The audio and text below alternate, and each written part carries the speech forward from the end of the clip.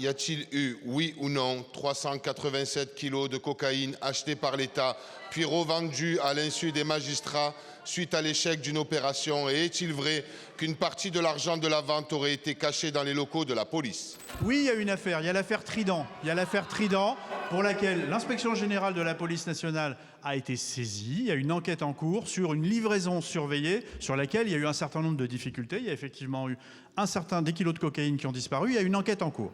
Est-ce que pour autant ça suffit à jeter l'opprobre sur l'ensemble des fonctionnaires de police qui luttent contre les trafics? Vous qui aspirez à diriger la ville de Marseille, je vous pose une question simple. Est-ce que vous soutenez les policiers quand ils luttent contre les trafics de stupes? Et est-ce que vous condamnez fermement, sans ambiguïté, le trafic de stupéfiants partout sur le territoire national et notamment à Marseille? Je vous sens mal à l'aise, monsieur le ministre de l'Intérieur.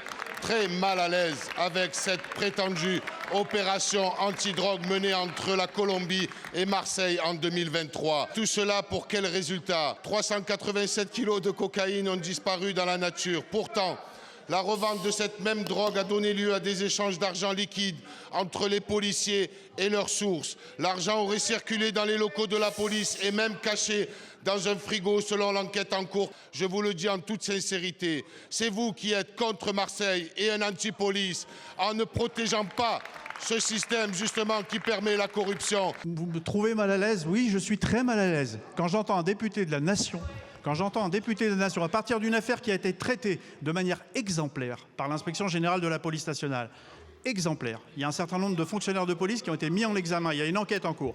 Oui, je suis mal à l'aise quand j'entends un député de la Nation qui, à partir de cette affaire, jette le discrédit sur les fonctionnaires de la police nationale qui luttent contre le trafic de stupéfiants à Marseille.